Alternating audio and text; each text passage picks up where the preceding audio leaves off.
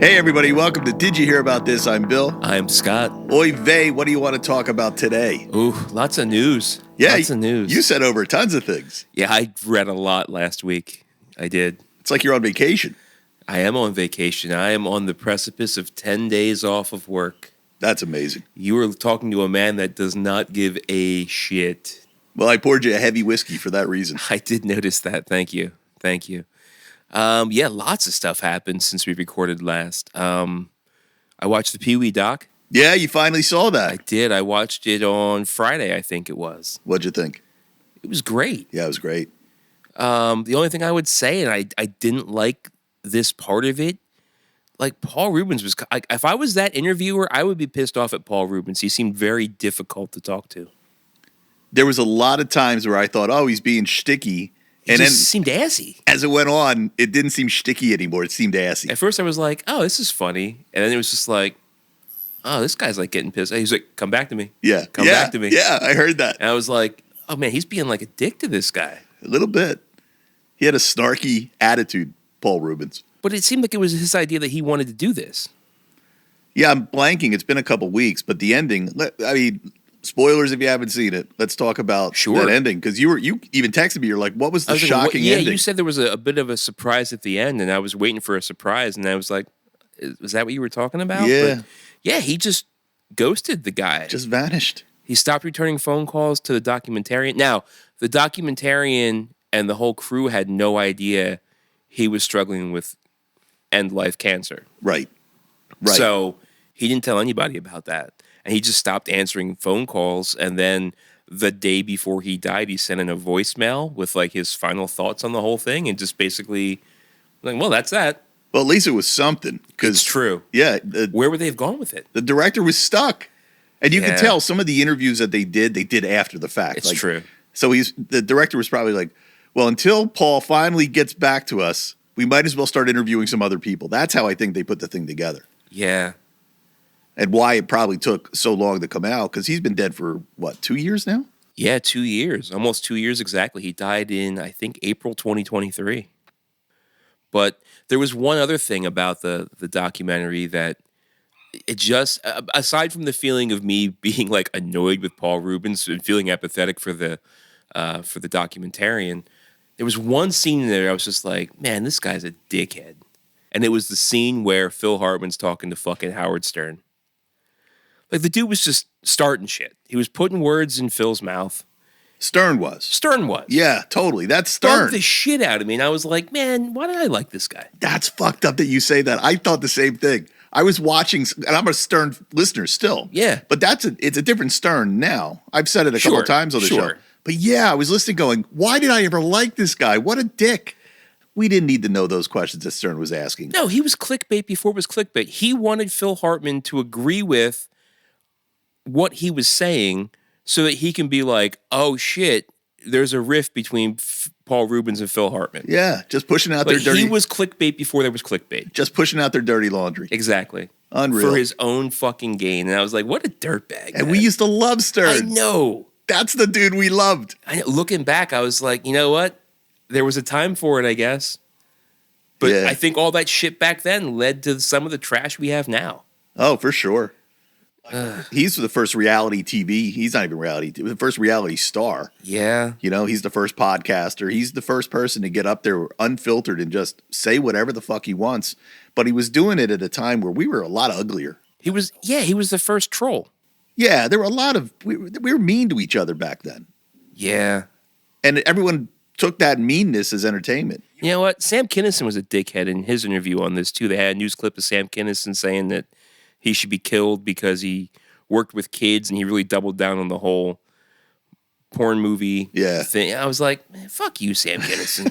Yeah, I know, man. We're looking at our history so differently. I know. I just don't have patience for that shit anymore. I know. I don't like it. It was just mean and ugly. But we were mean and ugly back then. That was the kind of humor we were into. You know, we were never really a culture of innocent until proven guilty. Nah. We were... Whatever's the juiciest and whatever gets the most attention is what people are going to believe. We talked about it last week with fucking Kevin Spacey. You said you would have fought the charges. Would it have mattered? No. Yeah, I guess not.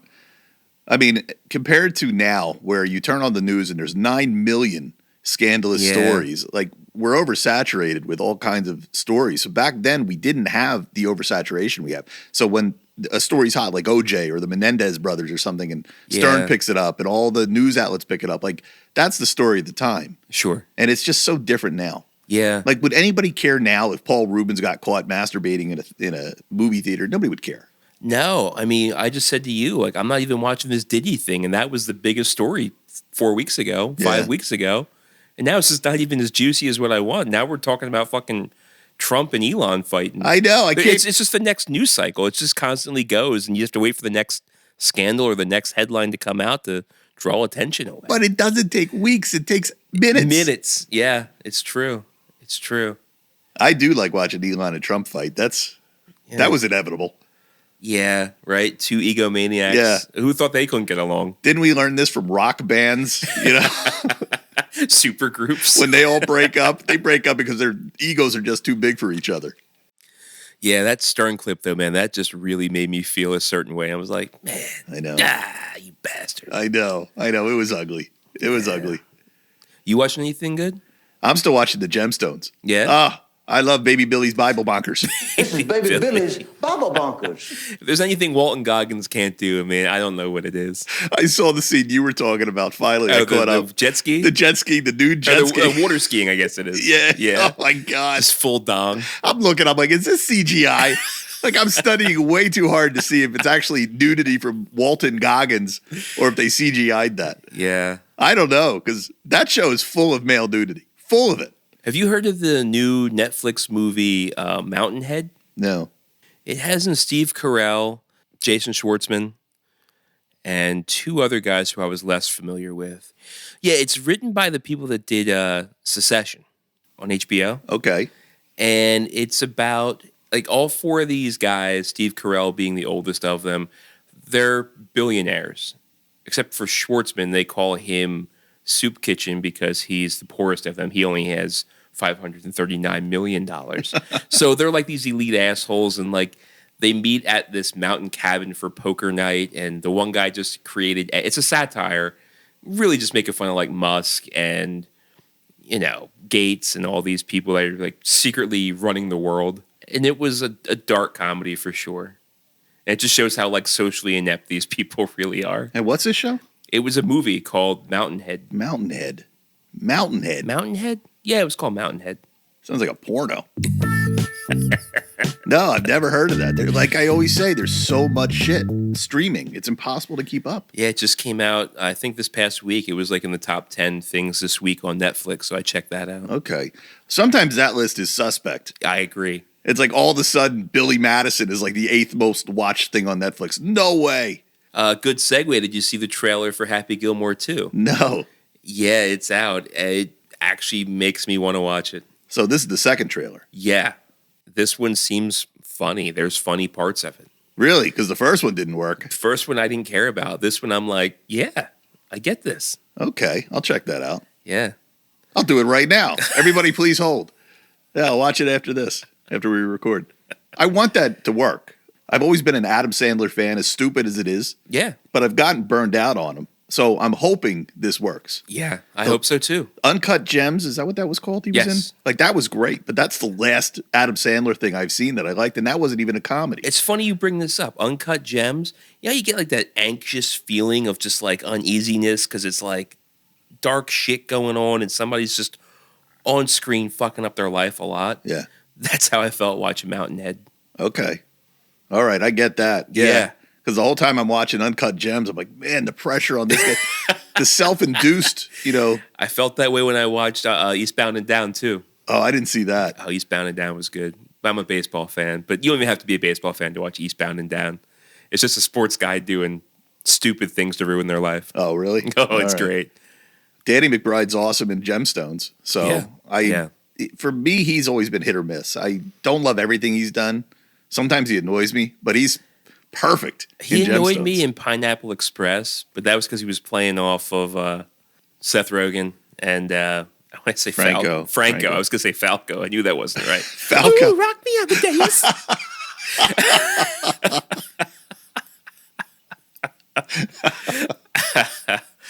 Yes.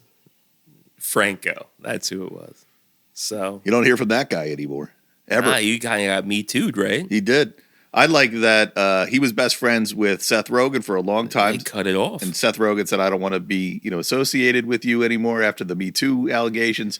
He was just doing this show, The Studio, that I talk about. Yeah. Dave Franco was in a couple episodes. His brother? I love that. He switched to Franco Light. I love that. Because, the other Franco's sitting home going, you're hanging out with my old best friend? Dude, pull me back in. You're an imposter. Yeah. Dave Franco was good in 21 Jump Street, though. You're an imposter. You're an imposter. What's his name? Fred. You said Dave. That felt right. You mean the real Franco? Yeah. Oh. Like, we've already forgotten his first name.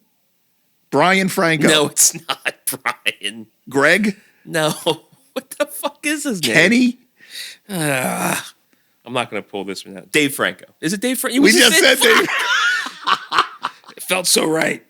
Dave Franco's becoming the bigger Franco. Franco Harris? Was that Google's first result?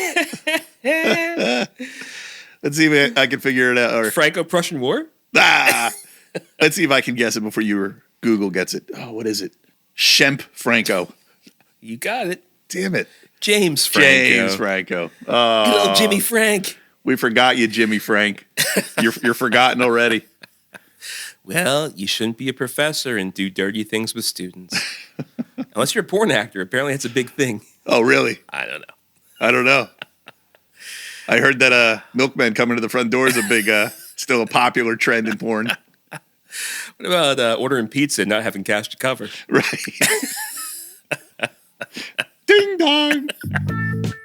Sink the plumbing, ma'am. Oh, man. Celebrity death this week.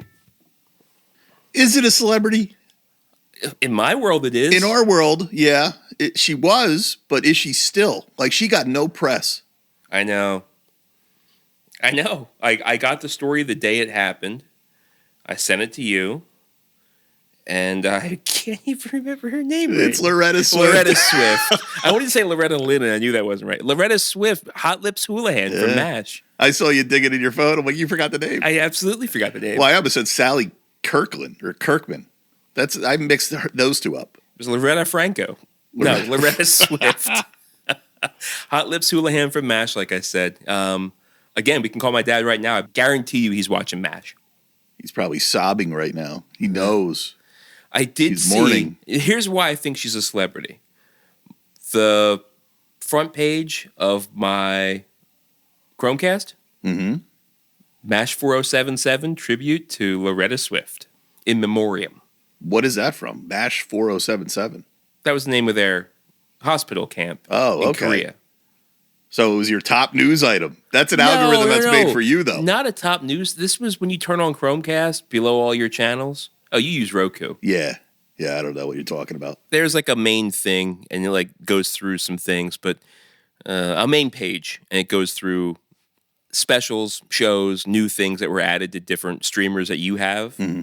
And I guess one of the channels is doing a in memoriam tribute to Loretta Swift. Probably TV Land, or Nick and Night, or one of those.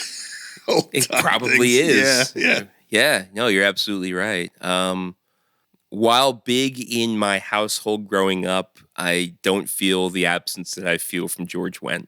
Not that we should equate or compare celebrity deaths, but I kind of thought she was already dead. I did too. Okay, good. I'm not alone. We'd say that once in a while. We say that more than we should, probably. Yeah. I'm always like, You would think having a podcast, we should know who still has a pulse. We used to be good at that celebrity death game that we used to play, the Deadpool or whatever we used to call it. Yeah, that's true. What did we call that dumb thing? Death pool. No, I think we called it the ghoul pool. The ghoul pool. That's right. Because we were ghouls for betting on old people dying. It's not a respectable thing to do, but it makes money. We did it in the 90s when Howard Stern was big. And we were young. We were naive. We didn't know. We were stupid. We're not stupid anymore. If I look back at things I did back then, I'd also be disappointed in myself. As much as I'm disappointed in Howard Stern. And me for liking Howard Stern. Yeah. I was thinking about it the other day, man. I am so different than I was. Now that I'm 50, there was a switch that was flipped for me. I totally changed somewhere around 49. and all the old shit. I look at the old shit that I used to do, and I'm just like, I can't believe I thought that was okay. But it was everywhere. Like, my behavior wasn't different than anybody else's, but we really changed as a culture. I'm fascinated by the way societies change. So you do feel it's for the better, a change for the better? Yeah, I think it's a change. Good. I mean, I missed, telling dirty jokes. That's why you have a podcast. But it was very, like I said earlier, it was very mean back then. It's true. I like not being as mean. Hey, I got another follow-up story to a thing we covered last week. Those hologram toys that we talked about. That I can't remember the name of. And we said hologuards would be a great name for them. And I still stand by it. It would be a great name. It would be a much better name than what Brother Chris and I discovered the real name of the 80s hologram toys actually are. What is it? Supernaturals. Supernaturals. That rings a bell. Yeah, I think we're talking about the same thing. Yeah, so the one guy was a skeleton, and you moved it, and the whole like concave part of his body was a skeleton. But I still remember there being a lion on a shield. Yeah. Yeah, that was there too. But yeah, once I got the answer, I was kind of let down that it wasn't something cool like Hollow something. Right. I would have bet it was Hollow.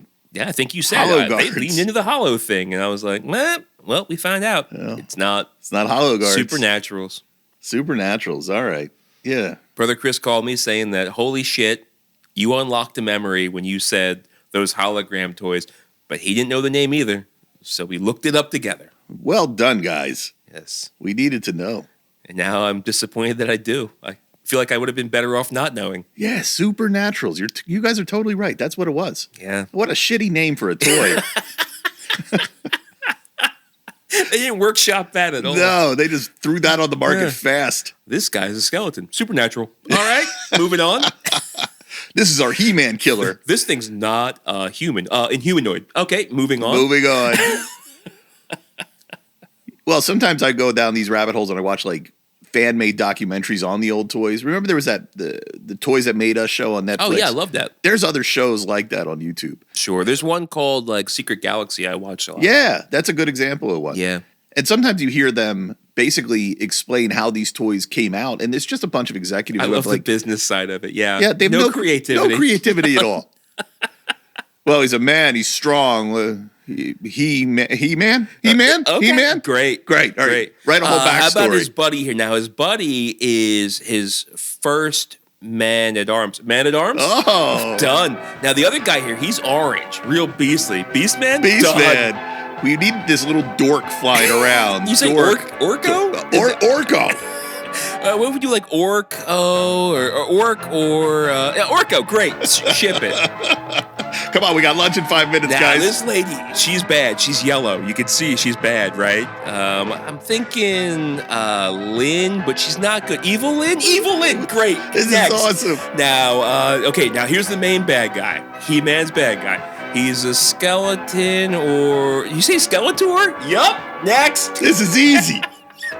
We don't need to hire creatives. Right, this guy, green. Real fuzzy, kind of like Mossman?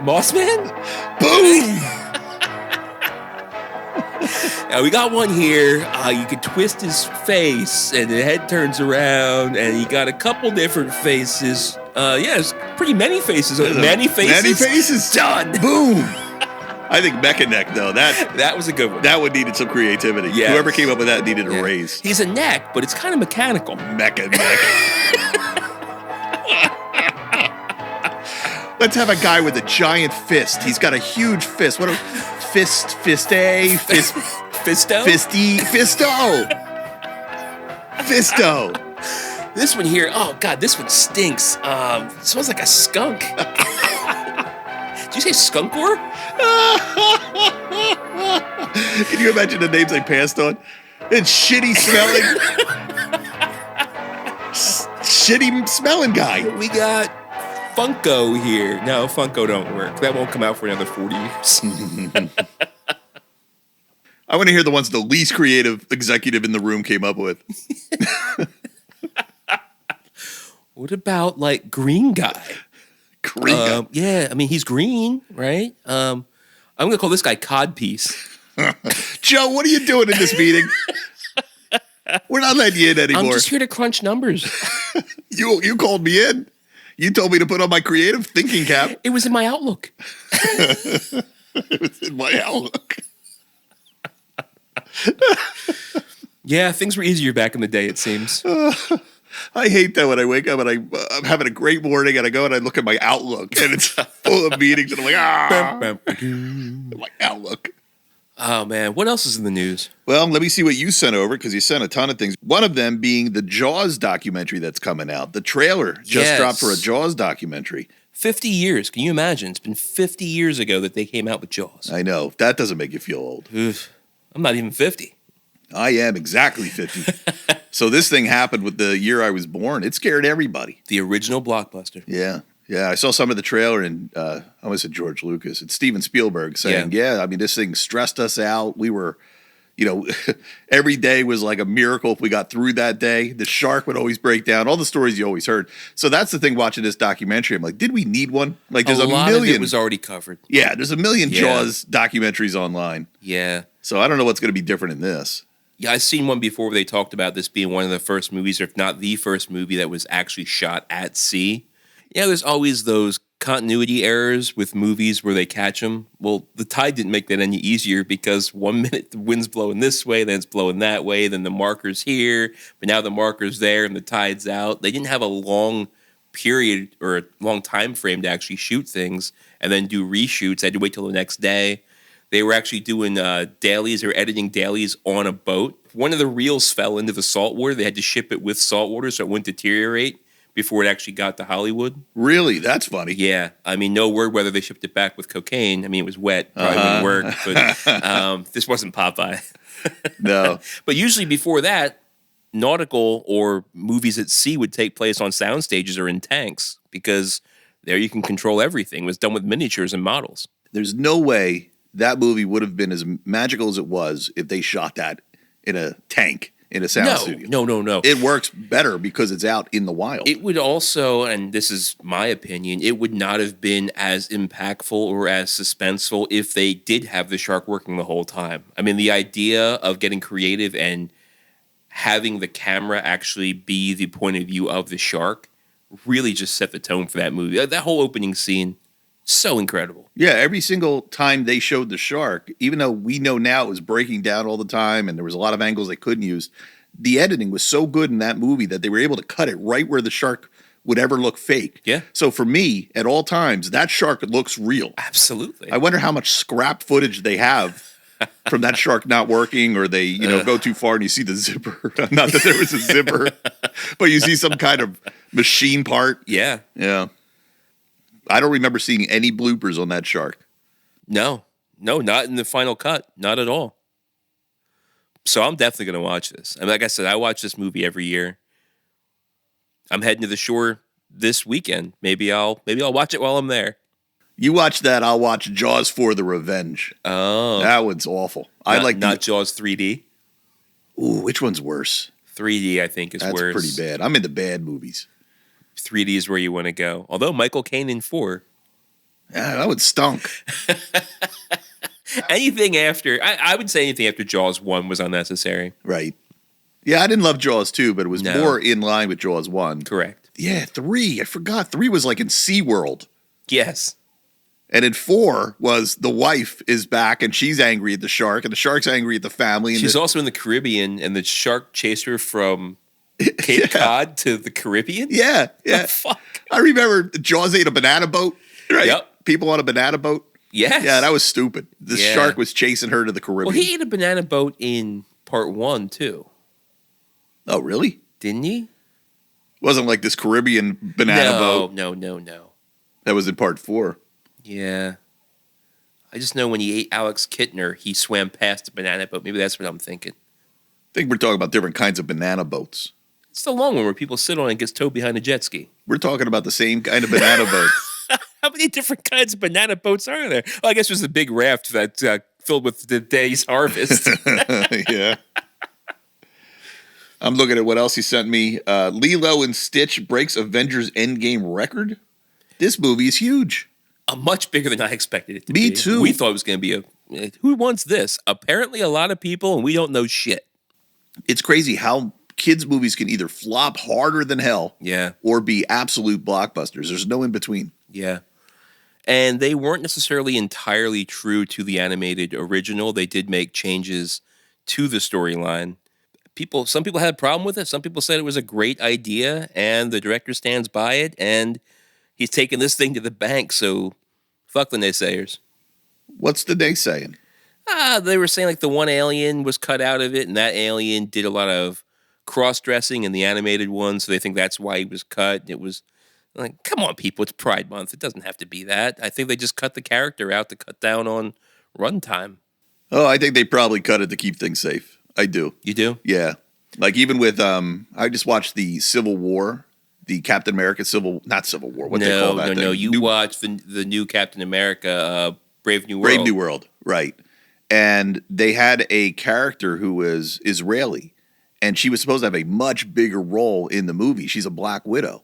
Oh. They cut her way back. And I was like, you know what? With things going on, I guarantee they're just like, listen, we don't want to take a side anymore. Last time we took a side, we lost a lot of money, and our shareholders were fucking yelling at us all the time. We're just going to be neutral. And I think by being neutral, they ended up cutting this woman's part back a bit, which was weird because you introduce her and you want to see more of her, and then it's like, well, she was really inconsequential in the entire thing. You know, I got to say, this New World doesn't sound too brave if that's the route that they're taking. No, it wasn't brave at all.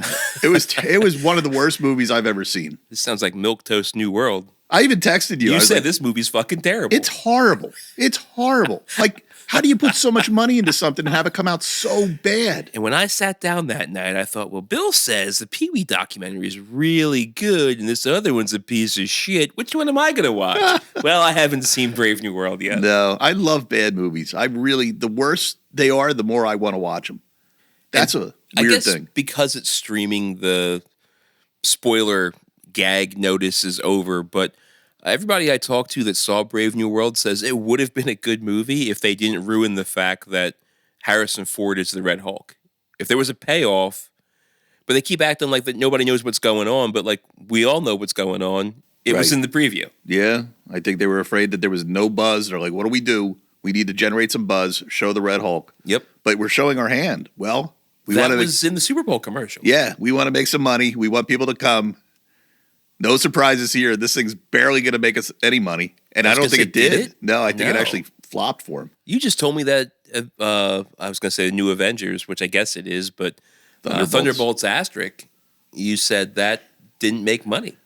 It didn't make its money back. Yeah, I heard it was a good movie. I thought it was doing well, but it's another flop I heard at the end of the day. Things about it. Man, they need this Fantastic Four to work so bad. I kind of forgot about it. Yeah, that's the next big thing. Not for me. Not for you. I don't care. You're not going to go see it? No. You're not going to be first in line? No. Yeah, I mean, neither. I'll wait till it hits streaming. Yeah. Oh, it sucks that it's becoming this. I know.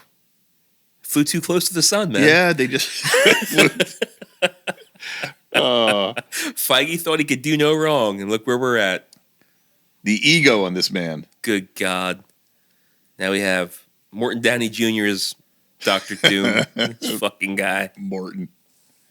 Oh, I like this story you sent. Gibson Guitars launches search for Marty McFly's missing Gibson guitar that he played in Back to the Future. That big red, I think it's a Gibson ES 345 or 445 or something. Yeah. But do you see how long it's been missing? 40 years. 40 years this thing's been missing. Which I get. People would always steal props from the shoots as soon as they could. That was always a problem. They have people on sets who are the security guards for the props because they know everybody tries to steal everything. So I'm not surprised it's missing. I'm just picturing Marty McFly or Michael J. Fox being like, yeah, guys, hope you find it. It's in his closet. Well, that's probably what it is. It's probably in somebody's house. Eric Stoltz got it. I'll show those fuckers. Sons of bitches. Steal the guitar.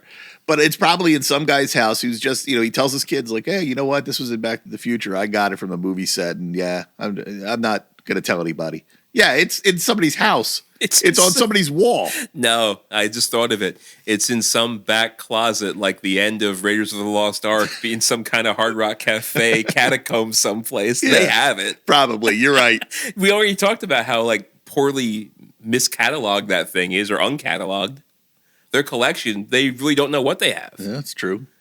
Did you ever see the video of the guy who took the Marty McFly video? And if you watch him playing the song, he's not playing. I was going to ask if he was really playing. No.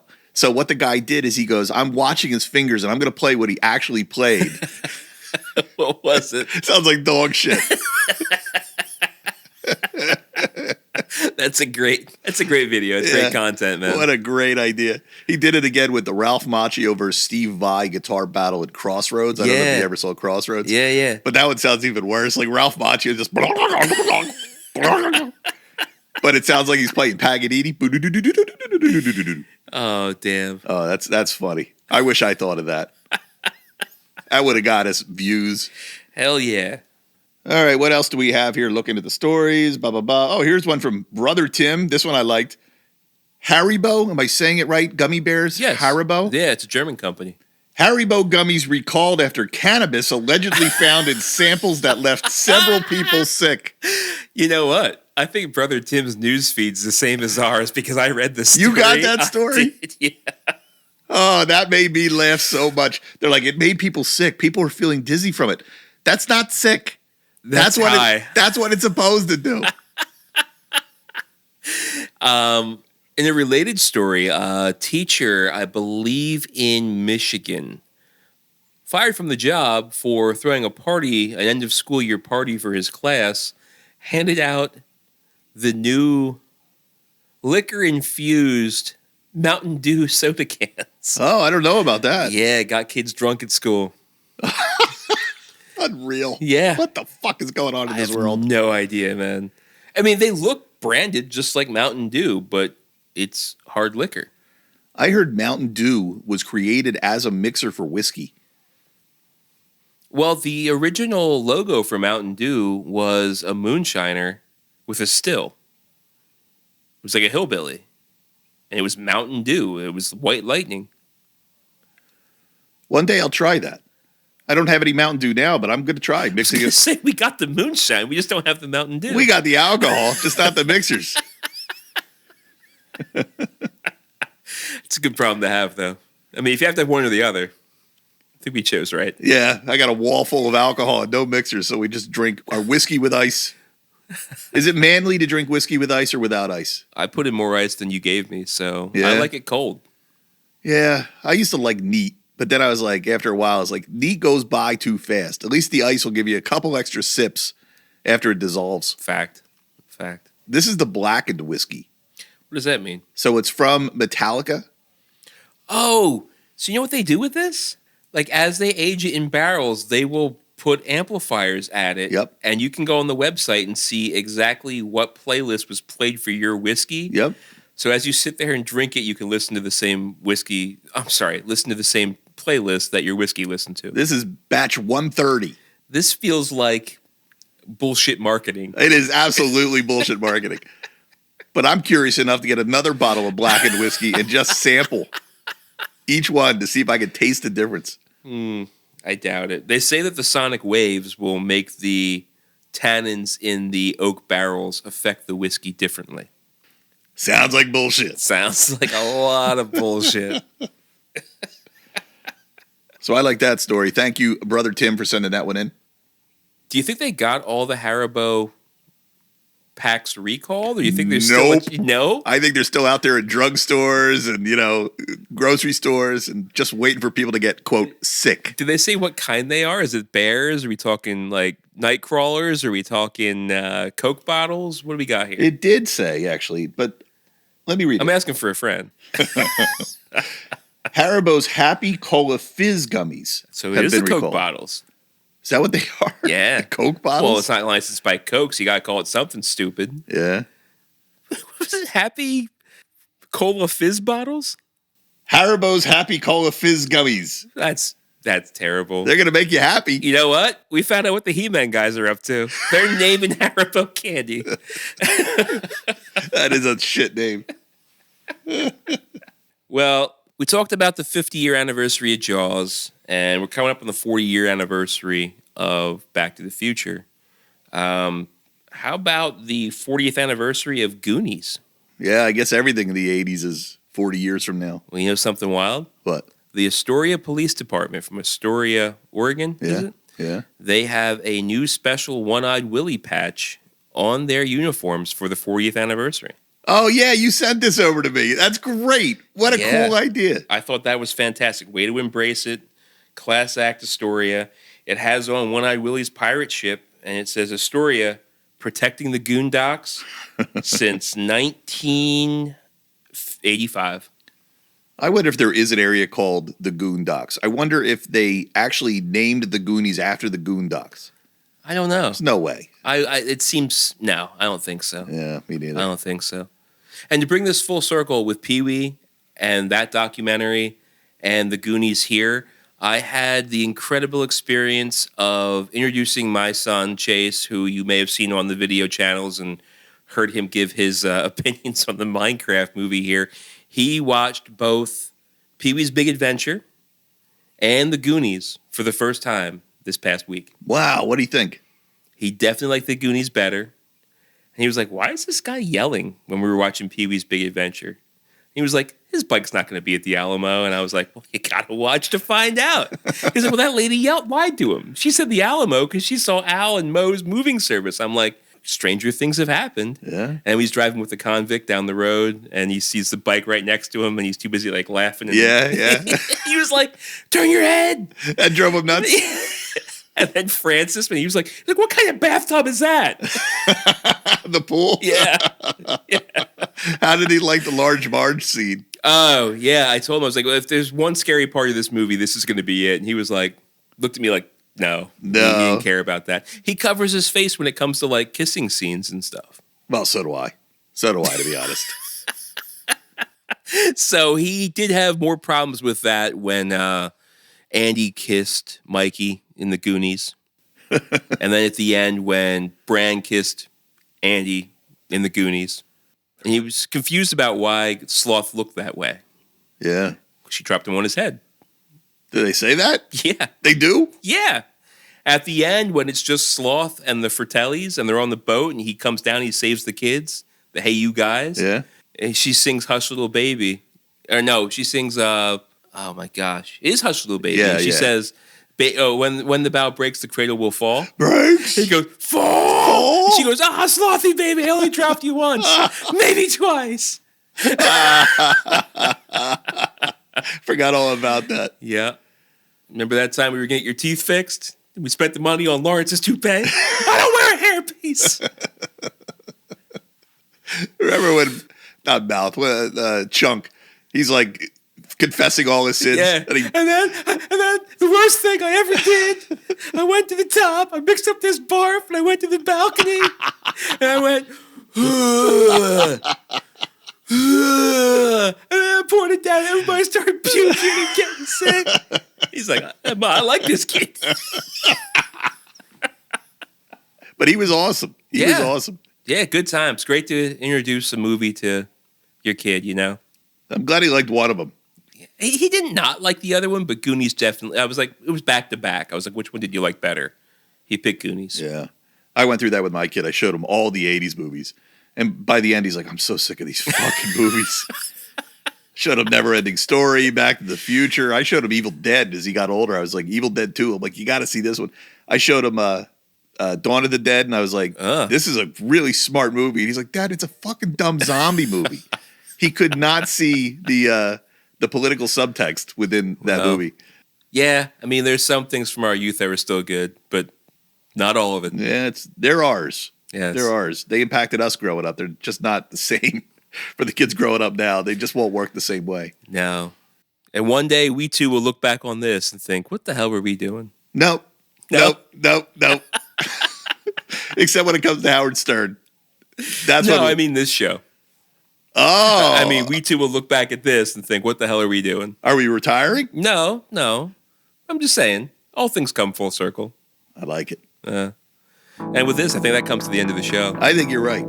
So tell a friend. Let them listen to this horse shit. Tell an enemy. Let them listen to this horse shit. I don't know. Always entertains me for what it's worth. But let's grow these numbers, and we'll talk to you next week. That's the worst thing I ever done.